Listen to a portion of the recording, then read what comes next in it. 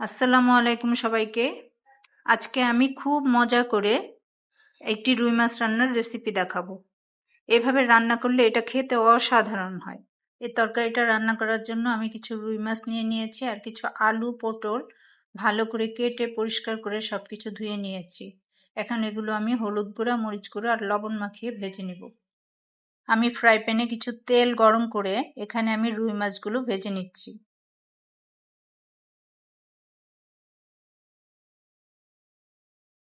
এখন আমি পটলগুলো ভেজে নিচ্ছি।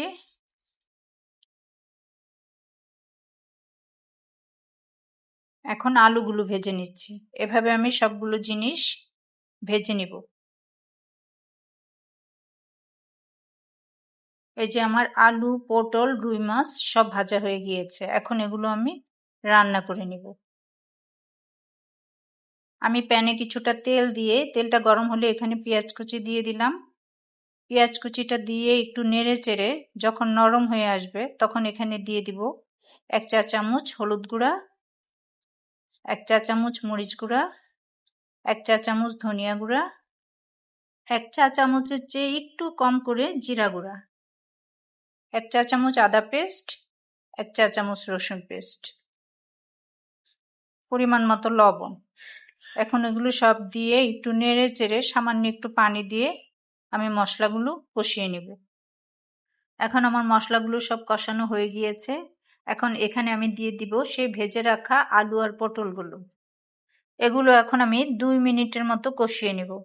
এগুলো বেশিক্ষণ কষাতে হবে না, কারণ এগুলো আগে আমি ভেজেছিলাম তখনই অনেকটা সিদ্ধ হয়ে গিয়েছে। এই যে আমার আলু পটল কষানো হয়ে গিয়েছে। এখন এখানে আমি দিয়ে দিব ভেজে রাখা মাছগুলো। মাছগুলো দিয়ে হালকা একটু নেড়ে চেড়ে আমি এখানে পানি দিয়ে দিব। পানিটা একটু বেশি করেই দিব, কারণ এটা আমি ঝোল ঝোল করে রান্না করব। মাঝে মাঝে এভাবে একটু নেড়ে দিতে হবে। এখন এখানে আমি দিয়ে দিব কিছু কাঁচামরিচ। কাঁচামরিচগুলো দিয়ে একটু নেড়ে চেড়ে ঢাকনা দিয়ে ঢেকে আমি আরো কিছুক্ষণ রান্না করে নেব। এই যে আমার তরকারিটা প্রায় হয়ে গিয়েছে। এখন এখানে আমি দিয়ে দিব ভাজা জিরার গুঁড়া আর দিয়ে দিব কিছু ধনিয়া পাতা কুচি। এখন একটু নেড়ে চেড়ে তরকারিটা আমি নামিয়ে নেব।